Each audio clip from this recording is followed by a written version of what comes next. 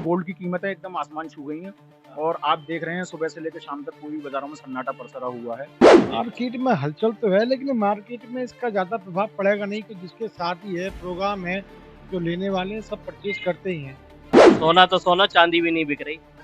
हाँ, जनता के अंदर डर है कि ये रेट गिर ना जाए, रेट गिरेगा तो वो उस चीज को लेके भयभीत है। वो मोदी जी की बात को नहीं समझ पा रहे, विदेशी मुद्रा वाली। इसका समाधान भी मोदी जी ही निकालेंगे। अगर मोदी जी ने कुछ कहा है, कुछ कमिटमेंट करा है कि 1 साल तक सोना मत खरीदिए, तो इसके पीछे भी कोई ना कोई वजह होगी। जेवर की मार्केट में रौनक देखने के लिए हर दुकान पे मिलेगी, हर शॉप पे मिलेगी, मगर गोल्ड की शॉप पे क्या रौनक आज भी बनी हुई है?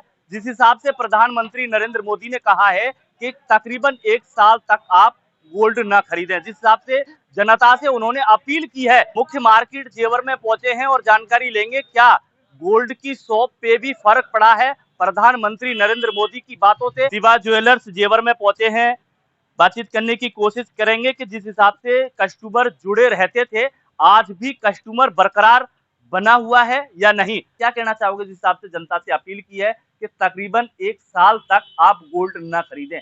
क्या आगे आंकड़े लगाए जा सकते हैं? क्या आपकी दुकान पे फर्क पड़ा है? थोड़ा सा बताइएगा।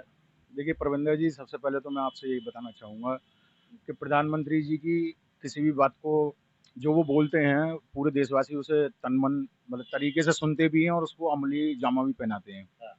और जो उन्होंने अभी पिछले 11 मई को उन्होंने बोला है कि भाई जो ज़्यादा ज़रूरी ना हो तब वो गोल्ड आप ना खरीदें। और असलियत में इस बात को बोलने के बाद ज्वेलरी जो इंडस्ट्री है इसको एकदम से इसमें हलचल पैदा हो गई है पूरी तरीके से। एक तो भावों का इतना बढ़ जाने से वैसे ही दुकानों पर काम नहीं है और इस तरीके की कोई भी वक्तव्य बोलने से प्रधानमंत्री मोदी जी के से एकदम ग्राहक का अ, आना जाना दुकानों पर बिल्कुल बंद हो चुका है। चलो ठीक है, वो बोला तो है, लेकिन इसका कोई ना कोई वैकल्पिक मार्ग जरूर निकालना चाहिए था। भाई इस इंडस्ट्री में आप समझो दुकानदार ही नहीं वरन और भी जितने छोटे छोटे जो मजदूर कारीगर जो लगे हुए हैं, पॉलिश होती है, रॉ मटेरियल आता है, तार बनता है, उसके बाद वो पॉलिश डाई डाई जोड़ने वाला है। बंगाल के कितने सारे कारीगर हैं जो छोटे छोटे कामों को करते हैं, उसके बाद ये हॉलमार्किंग सेंटरों पे जाते हैं, उसके बाद ये हमारी दुकानों पर आकर फिर बिकता है। और केवल यही इंडस्ट्री नहीं प्रभावित होगी इससे, ये सामान पैकेजिंग, जिन सामानों में डिब्बे लगते हैं, बॉक्स लगते हैं, पॉलिथिन है, इस इंडस्ट्री से जुड़े लगभग लाखों लोग प्रभावित होंगे। तो कुछ ना कुछ वैकल्पिक मार्ग निकालने के बाद ही इस तरीके का कोई फैसला लेना चाहिए था। मजदूरी नहीं बनेगी, बाकी परेशानी तो हालिया दिनों में इस दोनों युद्ध होने के बाद, भाई मानो आप ईरान और जो ये अमेरिका का युद्ध चल रहा है उससे पहले भी हम देखते आ रहे हैं, पिछले 2-3 सालों से लगातार युद्ध चलते हुए आ रहे हैं। आर्थिक संकट तो है ही, लेकिन कोई ना कोई एक वैकल्पिक मार्ग जरूर निकालना चाहिए था इस तरीके के वक्तव्य को देने के बाद। और जहां तक सरकार का मामला है, देखिए अगर सरकार की किसी तरीके का क्रिटिसाइज किया जाएगा तो लोग जो बीजेपी के फेवर के होंगे वो लोग देशद्रोही भी बोल सकते हैं। बल्कि मोदी जी ने स्वयं कहा था पिछले दिनों में कि भाई रुपया जितना ज्यादा गिरता है उससे साख उतनी ज्यादा गिरती है।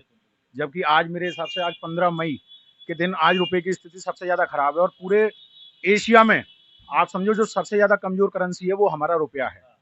तो किसी ना किसी इसका भी एक फैक्टर है कि जैसे गोल्ड की कीमतें एकदम आसमान छू गई हैं और आप देख रहे हैं सुबह से लेकर शाम तक पूरी बाजारों में सन्नाटा पसरा हुआ है। तो मेरा तो सरकार कहना है कि आर्थिक स्थिति मजबूत करने के लिए फंड लिया गया। देखिए आर्थिक स्थिति तो मजबूत होगी अगर गोल्ड हम इंपोर्ट नहीं करेंगे, मानो बाहर से सोना नहीं आएगा तो हमारी कोई जो हम डॉलर में सोने को खरीदते हैं तो हमारी जो विदेशी मुद्रा है वो हमारी बचेगी। विदेशी मुद्रा मतलब जो हमारी मुद्रा है वो बाहर नहीं जाएगी। और इसी तरीके से क्रूड ऑयल भी, भाई हमारे यहाँ कोई पैदा तो ये दोनों चीजें होती नहीं है, ये हमें बाहर से ही मंगाने पड़ते हैं। तो कहीं ना कहीं हद तक ये बातें ठीक है, लेकिन और भी बहुत सारी चीजें हैं जो जिससे ये छोटी छोटी जो मुहिम होंगी इनसे कहीं ना कहीं देश को हित तो होगा ही। और हम सब लोग भी मोदी जी के साथ हैं इस मुहिम में, लेकिन हम सोच रहे हैं कि कोई ना कोई एक वैकल्पिक मार्ग ऐसा निकले जिससे हमारे जो कारीगर भाई हैं या जो दुकानदार भाई हैं जो छोटे मोटे और कामों में नहीं इन्वॉल्व हैं, मानो कोई बड़ा दुकानदार है उसके पास सोर्स ऑफ इनकम कई सारी और भी हैं, लेकिन इस इंडस्ट्री से जुड़े हुए छोटे लोगों के पास इस काम के अलावा और कोई काम नहीं है, तो उनका क्या होगा? पहले से ही वो मार झेल रहे हैं, इतनी आर्थिक मंदी की और परेशानियां हो रही हैं। आपकी शॉप पे क्या फर्क पड़ा है? अगर शॉप पर तो आप मुद्दा ये आता है कि आपकी शॉप पे क्या फर्क पड़ा आप है समझिए पहले के अकॉर्डिंग मोदी जी ने बोला है देखिए गोल्ड न खरीदे, क्या आपके पास कस्टमर आ रहे हैं गोल्ड के? कस्टमर बहुत कम है और कस्टमर कम इसलिए भी हैं क्योंकि रेट का जो गोल्ड का रेट है वो बहुत ज़्यादा हाई भी है और मोदी जी की बात सुनने के बाद भी लोग इस बात को इम्प्लीमेंट कर रहे हैं कि हम गोल्ड को ज़्यादा ज़रूरत है तो ही खरीदा जाए।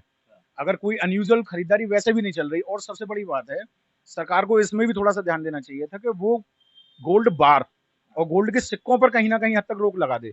जो इन्वेस्टमेंट के लिए गोल्ड बार खरीदी जाती हैं और सिक्के खरीदे जाते हैं।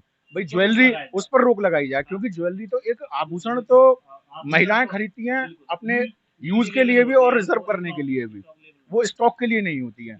तो कहीं न कहीं हद तक सरकार को भी सोचना पड़ेगा और मेरा तो जो भी लोग मेरी मतलब जहाँ तक भी मेरी आवाज़ जा रही है, तो जहाँ भी सरकार के नुमाइंदे जो भी सुन रहे हैं उस बात को, तो इसका कोई ना कोई वैकल्पिक मार्ग ज़रूर निकालना चाहिए जिससे इस इंडस्ट्री के लोग बचे रहें। प्रधानमंत्री नरेंद्र मोदी एक तरफ कह रहे हैं कि गोल्ड ना खरीदें, दूसरी तरफ कह रहे हैं कि पेट्रोल डीजल कम से कम यूज करें। मंत्रियों के काफिले कम कर दिए गए हैं, खुद का काफिला कम कर दिया गया है, विपक्ष भी काफिला कम करके चल रहा है। जिस हिसाब से बोला जा रहा है, जिस हिसाब से क्या आगे जो आंकड़े लगाए जा रहे हैं, विपक्ष कह रहा है कि लॉकडाउन के जो आंकड़े हैं वो दिखाई दे रहे हैं। क्या हो सकता है ये? देखिए, मेरे को तो असलियत में ये तो हम नहीं कह सकते कि इस तरीके की स्थिति अभी है, लेकिन पिछले 3 महीनों से हम जो देखते हुए आ रहे हैं, स्थिति चिंताजनक ज़रूर है। चिंताजनक हो सकता है कि आने वाले टाइम में कुछ इस तरीके के और कड़े कदम उठाए जाएँ, लेकिन अभी स्थिति कंट्रोल में है और सरकार पूरी तरीके से आमजन के साथ है, कहीं कोई परेशानी वाली बात नहीं है। तो दीपक गर्ग हमारे साथ मौजूद थे, इनसे जाना कि वाकई में जो प्रधानमंत्री नरेंद्र मोदी जी ने जिस हिसाब से बोला है, जिस हिसाब से जनता से अपील की है कि कृपया करके गोल्ड न खरीदें, क्या इनकी शॉप पे फर्क पड़ा है या नहीं। मुख्य मार्केट में नेक्स्ट गोल्ड शॉप पे पहुंचे हैं, आप देख सकते हैं। हालांकि यहाँ 2-4 जो कस्टमर हैं वो जरूर बैठे होंगे। राकेश भैया हमारे साथ मौजूद है। राकेश भैया, बड़ा बिल बना रहे हो लोगों के, जिस हिसाब से मोदी जी ने बोला है, क्या उस पर फर्क पड़ा है मार्केट पे? गोल्ड मोदी जी के ना कहने से इसमें ज्यादा नहीं 10% का रेशो तो आएगा। बाकी तो सेल ऐसे ही चलती है रेगुलर। अच्छा, ऐसा कोई खास फर्क नहीं आएगा। अभी फर्क नहीं है। अभी कोई खास फर्क नहीं अभी है। एक दूसरे में फर्क नहीं है। आ सकता है आगे कुछ। हाँ, 10% का रेशो तो आएगा इसमें। अच्छा, तो जिस हिसाब से क्या आंकड़े लगाए जा रहे हैं, क्या गोल्ड और भी महंगा हो सकता है? कि क्यों ये बोला गया है? क्या आंकड़े हैं आपके, जिस हिसाब से आप मार्केट को लेके चलते हैं, गोल्ड मार्केट को लेके क्या आंकड़े हैं आपके, अगर बात करें तो? अभी आगे मंदा है, गोल्ड भी मंदा है और चांदी भी मंदी है। महंगाई नहीं है। अच्छा, ये जो भी तेजी है ये फर्जी तेजी है। अच्छा, हाँ, ये तेजी फर्जी तेजी फर्जी तेजी है ये। अच्छा, मार्केट में हलचल तो है लेकिन मार्केट में इसका ज़्यादा प्रभाव पड़ेगा नहीं कि जिसके साथ ही है प्रोग्राम है, जो लेने वाले हैं सब परचेज करते ही हैं। वो अलग बात है, कम ज़्यादा परचेज करते हैं। तो इसका विशेष कोई खास ज़्यादा से ज़्यादा 10% का फ़र्क आएगा। मेरे कहने का मतलब है कि मान लीजिए कोई हमारा टर्नओवर साल में 5 सीआर का है, तो वो 4.5 का रह जाएगा। 10% का ही रेशो आएगा और ज़्यादा प्रभाव नहीं पड़ेगा इससे। इसी मुद्दे को लेकर नेक्स्ट जो गोल्ड शॉप है वहां पहुंचे हैं। भैया से बातचीत करने की कोशिश करेंगे। जिस हिसाब से हाथ पे हाथ रख के भैया बैठे हैं, उस हिसाब से लगता है कि मायूसी चेहरा है वो देखने के लिए मिल रहा है। भैया बताइएगा, जिस हिसाब से मोदी जी ने जनता से अपील की है कि आप गोल्ड न खरीदें, क्या आपके शॉप पे फर्क पड़ा है उस चीज का? बिल्कुल पूरा फर्क है जी। मोदी जी ने अपनी जगह जायज बात कही है, पर औरों की भी रोजगारी भी देखनी चाहिए। अब मेरे अंदर 5 एम्प्लॉयज काम करते हैं, अब बताइए उनका परिवार कैसे चलेगा। मैं सरवाइव कर लूंगा, लेकिन वो लोग सरवाइव कैसे करेंगे, कारीगर कैसे सरवाइव करेंगे। 100 चीजें होती हैं घर की, देखनी पड़ती हैं। तो मोदी जी ने अपील की है जनता से। सोना तो सोना, चांदी भी नहीं बिक रही। अच्छा, चांदी भी नहीं हाँ, बिक रही। जनता के अंदर डर है कि ये रेट गिर ना जाए, रेट गिरेगा तो वो उस चीज को लेके भयभीत है।